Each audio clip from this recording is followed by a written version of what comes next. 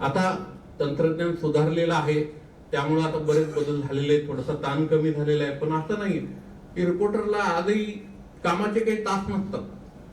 कधी कुठेही उठून कुठेही रात्री बेरात्री कुठेही जावं लागतं हे पत्रकारासाठी. आणि त्यामुळे आपण जोशामध्ये असतो. आपल्या दररोज वेगवेगळी माणसं भेटत असतात, आपल्या लक्षातच येत नाही की आपल्या आरोग्याचे प्रश्न निर्माण झालेले आहेत. तर त्यामुळं माझं तुम्हाला आव्हान राहील की संघटना म्हणून तुम्ही करताच येते, त्याच्याबद्दलचा काही प्रश्न नाही. दर 3 महिन्याला तपासणी केल्या पाहिजे. म्हणजे व्हॉइस ऑफ मीडियाला माझं संघटन म्हणून अशी एक विनंती आहे की तुम्ही प्रत्येक ठिकाणी पत्रकारांसाठी आरोग्याचे शिबिर जी आहे तर दर 3 महिन्यांनी भरवा. आणि याच्यामध्ये आहेच तुमच्या याच्यामध्ये की फक्त सरकारच नाही तर त्याच्या कुटुंबियासाठी सुद्धा आरोग्य योजना आहे. तर हे चांगलं आहे मला असं वाटतं. कारण अलीकडच्या काळामध्ये खूप तरुण मुलं जी आहेत ती चांगली पत्रकार असलेली तरुण मुलं जी आहेत तर ती गेलेली आहेत. आणि कोविड नंतरच्या काळामध्ये कोविडच्या काळामध्ये जी चुकीची औषधं दिली गेली त्याचे पण दुष्परिणाम आहेत, ते लक्षात येत नाही.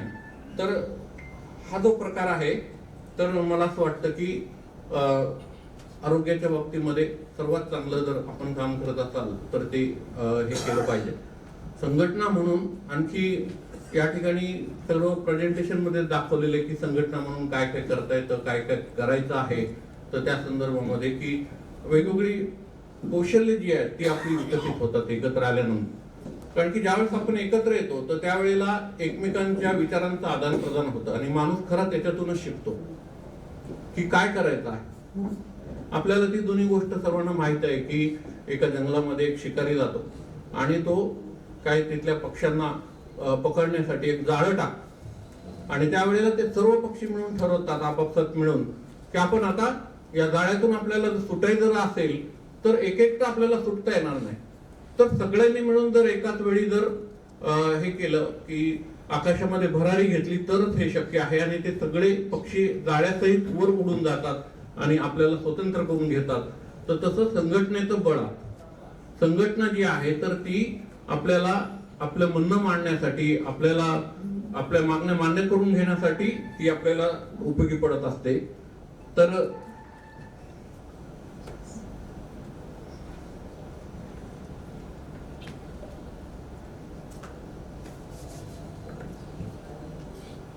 मला आणखी एक मुद्दा या ठिकाणी सांगायचा आहे की आता जसं रविकांतजींनी या ठिकाणी सांगितलं की संघटना उभं करणं सोपं आहे पण ते चालवणं फार अवघड आहे, सगळ्यात अवघड आहे. अनेक तुम्हाला माहिती आहे की आपल्या देशामध्ये समाजवादी पक्ष होता, म्हणजे आजही समाजवादी नाव असलेले अनेक पक्ष आहेत. पण हा जो पक्ष आहे तर त्याच्या फुटीचे जर आपण आकडे काढले तर फार मोठे आकडे आहेत. आणि त्याचं कारण काय आहे? त्याचं कारण असं आहे की समाजवादी पक्ष जे आहे तर त्याच्यामध्ये सगळे विचारवंत लोक होते, मोठमोठे विचारवंत लोक. आणि हे विचारवंत लोक 4 लोक जेव्हा एकत्र येतात तर त्यावेळेस त्यांचं एकमेकांपेक्षा प्रत्येकाचं मत वेगळं असतं, मग ते एकही कधी करू शकत नाही. आणि त्यामुळे तर समाजवादी पक्ष कधी टिकलाच नाही. खूप मोठमोठाले आवाज बंद केलाय तरी आवाज काय कळत नाही.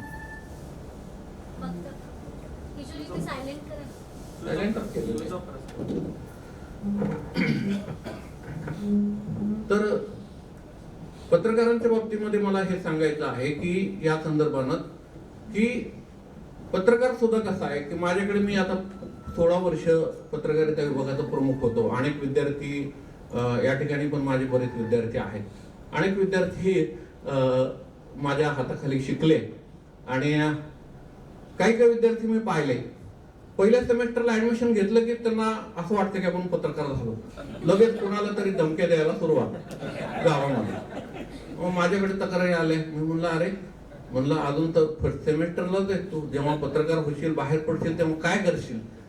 तर हे जे आहे की पत्रकारामध्ये सुद्धा असं ही एक हे आहे की आपण म्हणजे फार काही मोठे, मी थोड्या वेळापूर्वी जे सांगत होतो ते हेच की आपली शक्ती नसते, आपल्या पाठीमागं असलेली आपल्या वृत्तपत्राची, आपल्या चॅनलची शक्ती आपल्या मागं असते.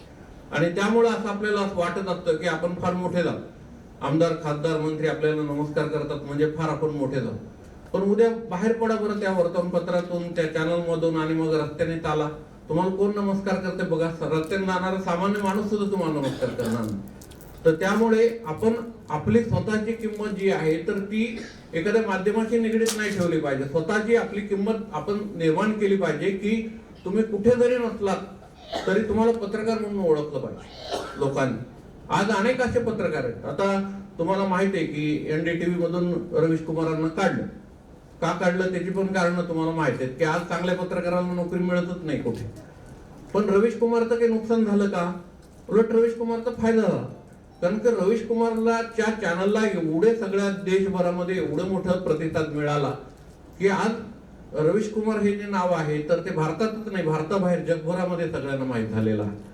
तर अशी आपली स्वतःची ओळख प्रत्येक पत्रकाराने निर्माण केली पाहिजे असं मला वाटतं की तुम्ही कुठे काम करता याच्यावर तुमची ओळख अवलंबून राहता कामा नये. तर तुमची ओळख ही तुम्ही जे काम केलं यांनी जसं सांगितलं करीमजीने आता किती दिवस तुम्ही जगलात याच्यापेक्षा कशा पद्धतीनं जगलात हे महत्वाचं आहे. तसं तुम्ही काय लिहिता कसं लिहिता याविषयी महत्वाचं आहे की तुम्हाला कोणीतरी ओळखू नये उद्या पुढे चालून की हा यांचा पत्रकार आहे, हा ठाकरेंचा पत्रकार आहे, हा फडणवीसांचा पत्रकार आहे असं तुमची ओळख असता कामा नये. शेवटचा मुद्दा मी या ठिकाणी असं सांगेल की व्हॉइस ऑफ मीडिया हे जर संघटन मजबूत व्हायचं असेल तर त्याच्यासाठी आता संदीप तर या ठिकाणी सांगितलं की संदीप कशा पद्धतीनं काम करतायत. आज पण आल्यापासून मी पाहतोय की हा कार्यक्रम इतक्या चांगल्या पद्धतीनं सुरू आहे सकाळपासून. कुठेही काही त्याला आपण नियोजनामध्ये कमतरता आहे, काहीतरी राहिले, काय झालंय, ठरल्याप्रमाणे प्रत्येक गोष्ट घडते आणि संदीप जागेवरून सुद्धा हललेलं नाही. तर हे जे संघटन कौशल्य आहे तर ते संघटन कौशल्य एखाद्या नेत्याकडे असावं. कुठली संघटना जर चांगली चालायची म्हटलं तर त्याच्यासाठी एक चांगला नेता असावा लागतो. महात्मा गांधी हे असे नेते होते की त्यांच्यामध्ये ते जेव्हा आफ्रिकेतून आले भारतामध्ये तर तेव्हा सांगितलं गेलं, त्यांचे जे गुरु होते गोखले त्यांनी सांगितलं की पहिल्यांदा भारत फिरून भारतातल्या लोकांचे प्रश्न काय ते समजून घ्या आणि मग नंतर तुम्ही तुमच्या कार्याला सुरुवात करा. मग 2-2.5 वर्षानंतर गांधीजी प्रत्यक्ष सार्वजनिक जीवनामध्ये आले आणि मग त्यांनी लोकांना संघटित केलं. जोपर्यंत गांधीजी आले नव्हते तोपर्यंत सर्वसामान्य माणूस जो आहे या देशामधला तो ग्रामीण भागातला याच्यात सहभागी झाला नव्हता, महिला सहभागी झाल्या नव्हत्या.